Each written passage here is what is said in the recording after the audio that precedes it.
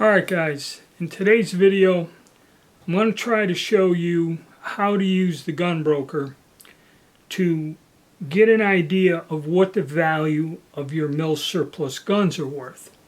Now, in the past I told you this is a very bad idea, okay? Because we'll use for an example the Astra 300 that I recently purchased on an online auction, okay? What I paid for this gun, now I paid a little more than what I wanted to. The bid price I put in, okay, is what would have been reasonable if I found this from a person, but we had the 20% fee, we had the sales tax, the shipping and handling, and the $25 transfer fee when this was shipped to my dealer, added a little bit more to this gun, okay?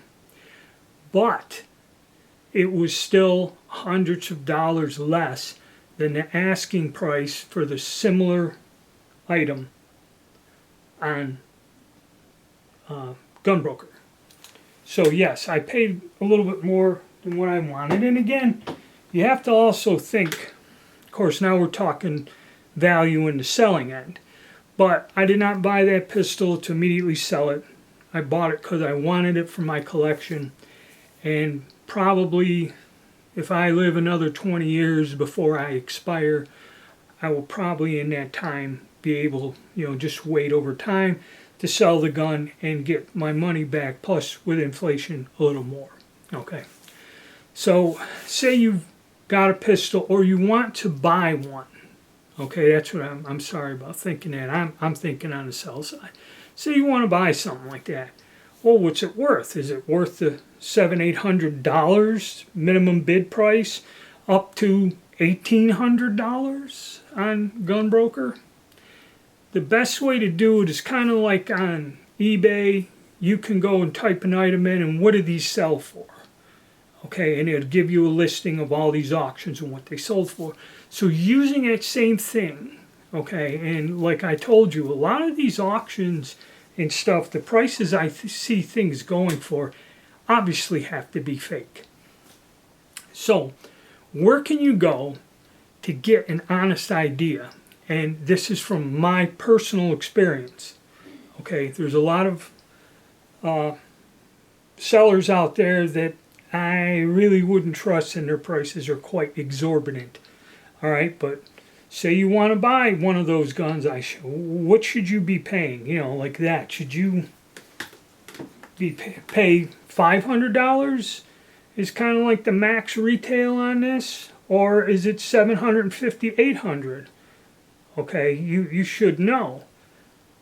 For this particular gun in the serial number range, 7.5 is kind of high. It's more 5.5 is what you should be paying. Okay, in my opinion. Okay, somebody else can tell you something totally different. Most people tell you, oh, that's only worth $200. Okay, so again, so what I did is I did find a user, and we'll call up their page here. And I've used this company. I purchased things from this company as a buyer, and recently I have sold things with this company. And they got 10 pages. How this all works, I will get the company name up here.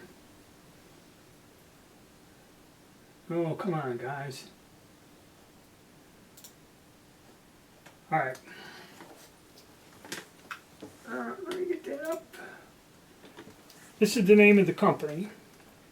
And you just go and search for it on Gunbroker. And how they do this is every 2 weeks, they got 10 pages. I think it's 50 on a page, so they got a whole bunch of things.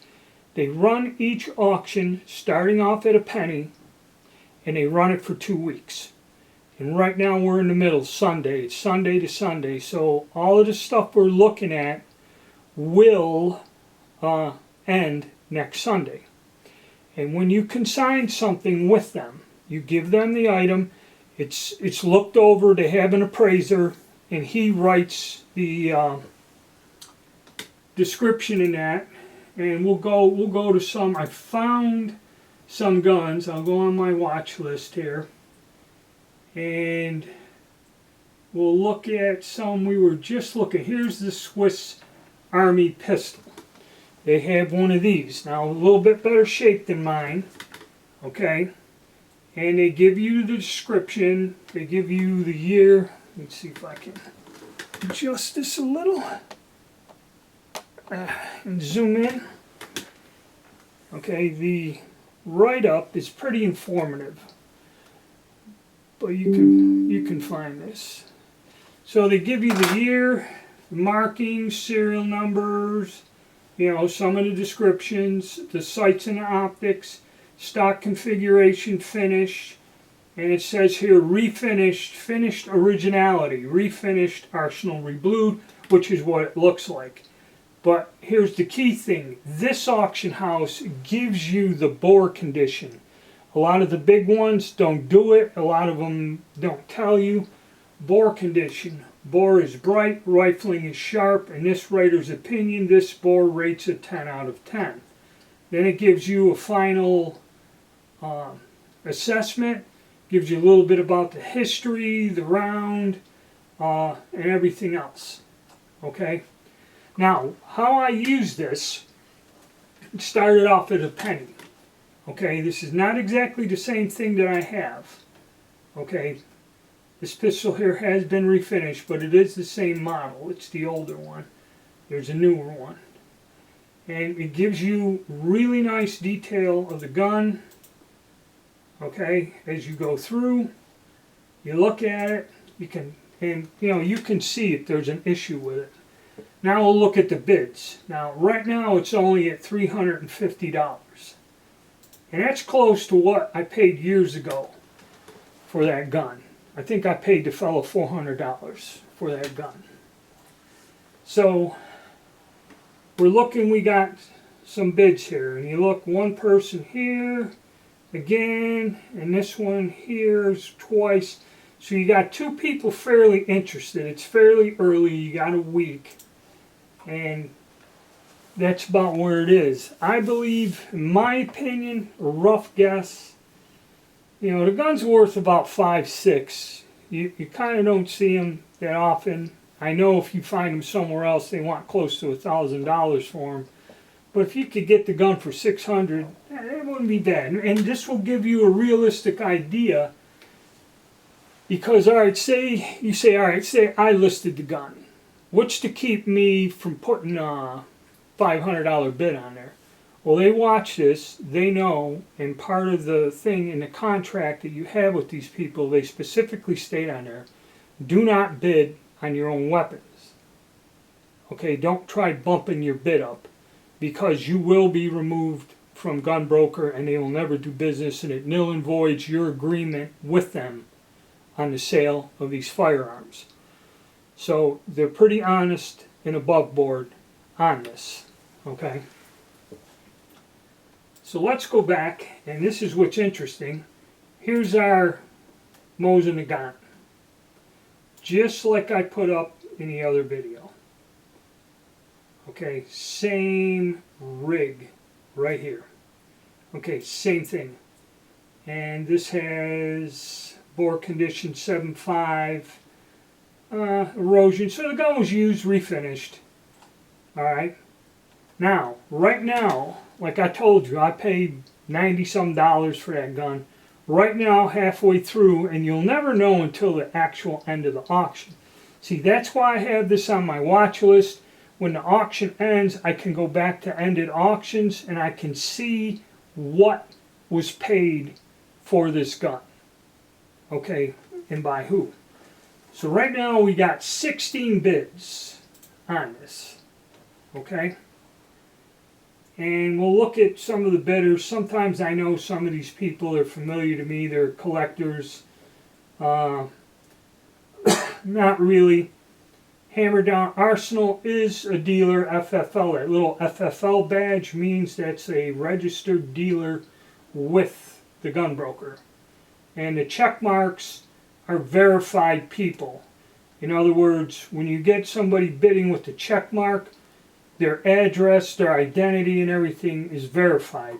Okay, these ones without it, they're non-verified. And you always see a lot of these weird, and some people just don't do it. It doesn't mean that they're doing something crooked, they're still held liable, but it gives me more confidence when I see the check mark or a dealer. This is a registered dealer with the gun broker. Okay, so right now we're at $300. All right, halfway through the auction. I'd like to see what it closes. And say somebody bids this up to 500 bucks. Okay? And then I figure, you know, 4.5 would be a fair thing to ask. And if somebody paid $550, if you find somebody selling one for 400, you could safely feel that you're getting a pretty good deal on that. It's basically, you're paying a value that is reasonable, not $800, not $1,000, you know, which is unreasonable. So that's why we're going to use this as a tool. Now we also have our Rasgasser pistol. This auction was really great because a lot of the stuff I have in my collection, and I've been making videos about here recently, are in here. Okay, this won 9 bids, and this is more of a specialized gun. Okay, and some of these usernames are familiar to me of people who buy these type of antique firearms. They generally bid on this stuff. And so far the bidding is low key. 375 is kind of low. In actuality, that revolver's worth something into the $600 to $700 range. Kind of say, without getting unreasonable or running it too high, it's about a $700-800 gun. But we see where this is. If I placed my revolver with the holster in there, I'd be looking to try to get $758 out of it. And you got to remember too, there is a premium they take from you. Okay, which I think was 20 or 25. It was 20%, flat out. They handle everything. If the gun sells, whatever the hammer price is, they take 20%. They deal with the FFLs, they deal with the shipping, the packaging, all that other stuff, and collecting the money. So that's the only downside of this. And I'll give you a recap of what happened to me, my experience selling with them. Okay, so you had that.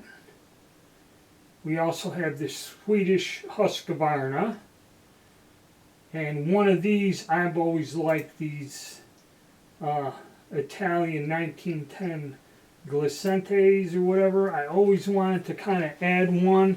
And there has been several of these come up. They all run $800-900 in the end. They are an unusual pistol. They're usually in halfway decent shape when you find them. But I don't want one that bad to drop close to $1,000 on one. Put it to you that way. My collection can wait. Okay, now we have a Japanese pistol here. Okay, a lot of these have been going for, this is an early one. It doesn't have the extended trigger guard. These have been going anywhere from $600 to $1,000. And one time they had, I think they had 5 of these things, and all of them went upwards close to $600-700 a piece. Which, that's the only bad thing about this auction house. If you give them a collection, they will list it all at once. So you'll have several of these guns out here that kind of weakens, it waters down your bidding thing. Now, here's our CZ52. Okay, CZ52. And we just reviewed that. Does it come with the holster? Bore condition 7 out of 10, which for all like that. So it's mine. It only comes with 1 magazine, no holster. Box, paperwork, accessory. If it had a holster, then it'd be listed there. It's basically the gun, the same condition as mine. $262 is what they're asking, so that's way off your $750, $800, $1,000 price range.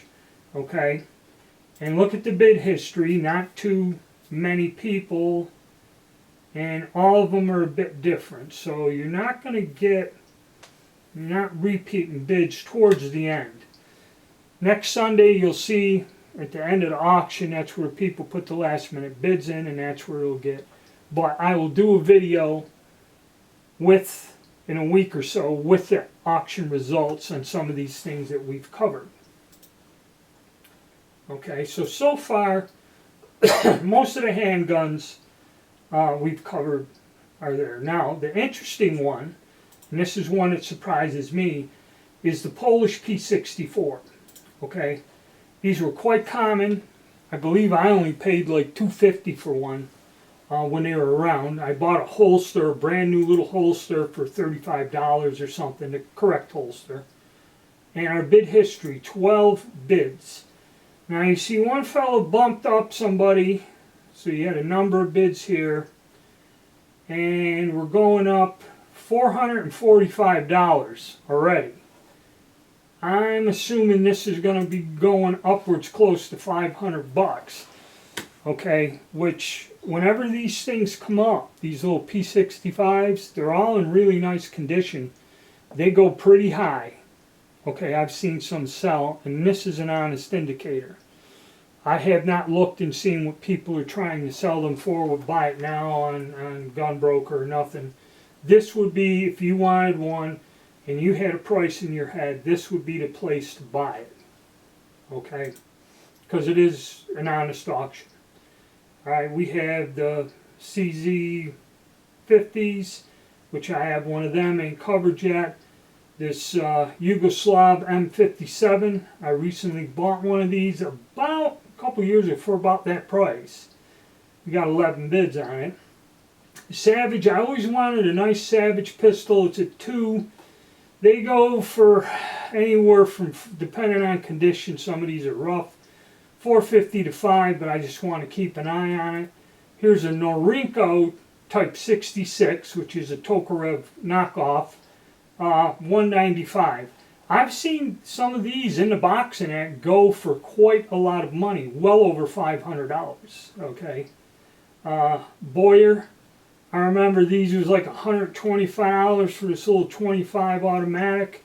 It's just a neat little gun. I almost bought one back in 1982, and it's just a cool classic pistol that I'd like to have. If I could get one reasonable, I would. There's 2 of them in this auction, but as you see, it's getting upwards to, and there's 14 bids on it.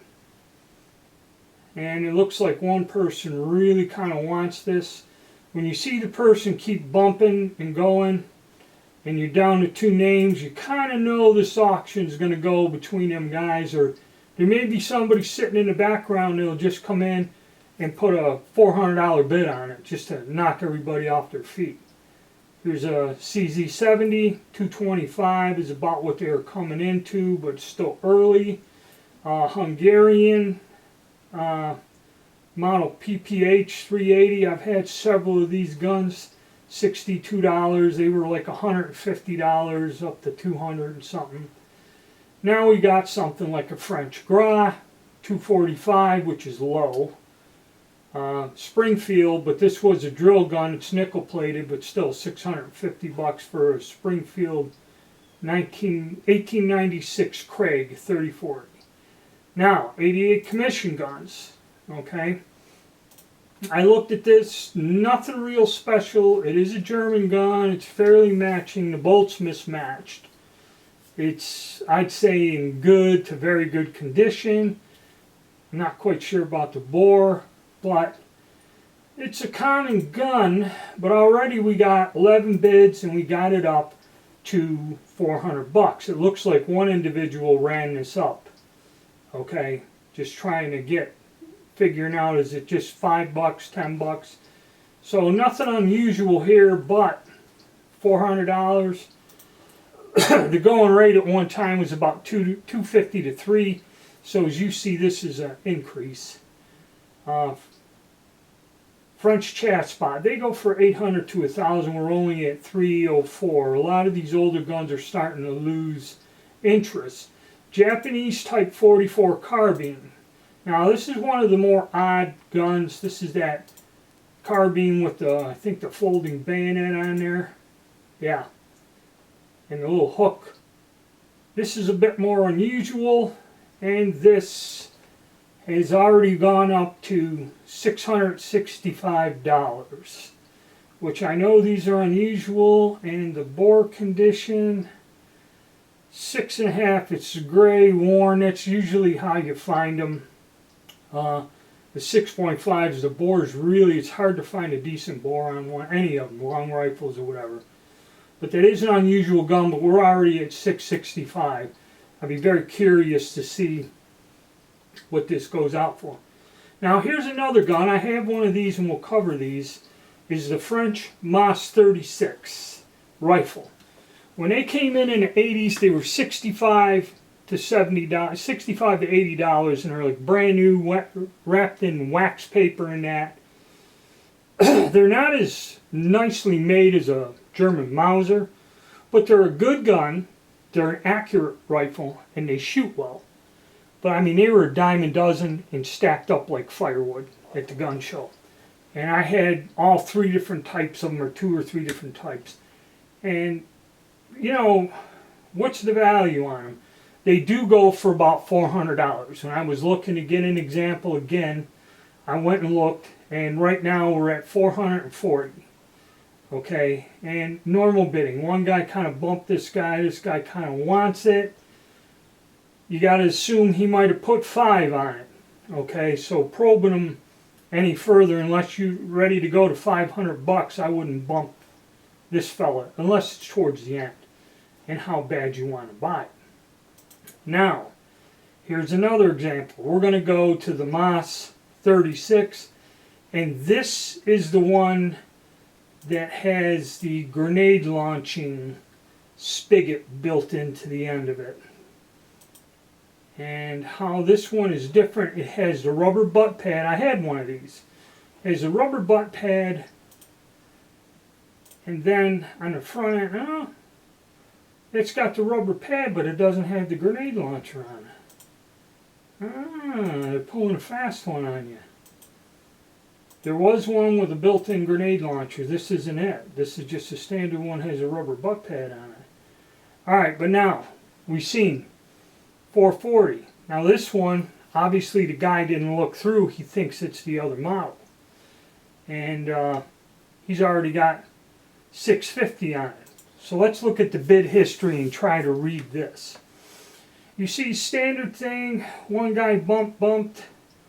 Now this guy, he's only got a feedback of 2, so he's got to be new to this. This guy's verified. He bumped up so high. Now the fact that this gentleman has put 3 bids here means that he has increased his last bid of $650 twice. Okay? He wants this gun bad. And it looks like it's $650. If he put 2 more, you never know. He may have went $25. He may have went $700. He kind of does this as a trick to scare you off. At $650, this is way overpriced, and I would not bump this whatsoever.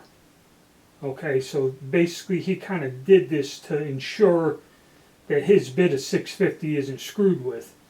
Now, I'd like to see how that all plays out. Now that I got a copy of this, I can go back and look at the video footage and see how it ended.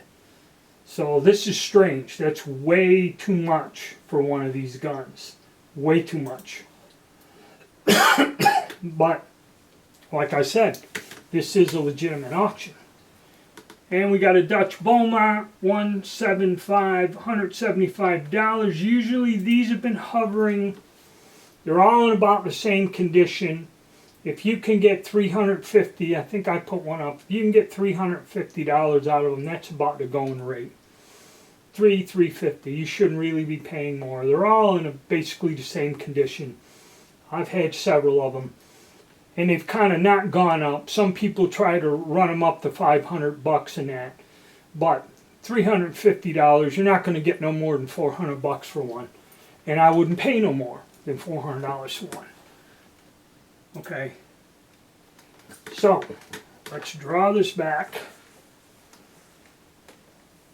I know this may have been long, but this is how you can use this as a resource to help you. This one auction house, in my experience with it, I gave them a grouping of firearms. Now, some of these firearms I knew they were bad buys or there was something defective with them. They weren't good guns. So I knew whatever was in there, I was going to lose money. Okay? I had several nicer pieces. Okay? And what happened was I did get more money than I expected for the 3 or 4 nicer pieces. And what happened is I looked at how much I had into these firearms altogether. I just figured that out. And I figured if it went to a certain amount, with taking their 20% out, I would have to make X amount of dollars to break even. In other words, I would have the amount of money that I paid for all these guns. Now, several of them were bad buys. I didn't want to screw around with selling them. They had issues. There were parts missing on some. And I just said, you know what, come what may, let it go. Because more of a hassle in me shipping it or somebody saying, well, I didn't know from the photographs or you didn't put in a description, this or that. They did. They described them. You know, let them deal with it. Now, some of the guns I did lose money, and I knew I would. I knew I'd never get my money out of them. So there was a little bit of a drop there. So there were some losers in there. Some of the guns I made some money on, and one of them I broke even, but it was a high dollar piece, so that 20% was gone. In the end, when I placed the lot in there, I had a dollar figure for what I had into them. And selling them, paying a commission, taking a loss on some, which I already calculated, I ended up $50 or $60 less than what I paid out. So I can honestly say, for a bunch of headaches and everything, I broke even and, you know, win some, lose some. There are other deals I made that I more than compensated for it. You can't come out ahead on every last thing. And it was really good in a way, not so much the money, but the time, the effort, the aggravation to sell through this company. And they are honest, because I bought and I have sold things with the same auctioneer. And actually, I can't complain. Out of most of the people I've done business with, there were some mainstream auctions years ago where I did make out and get lucky and got low bids in and was successful and come out ahead.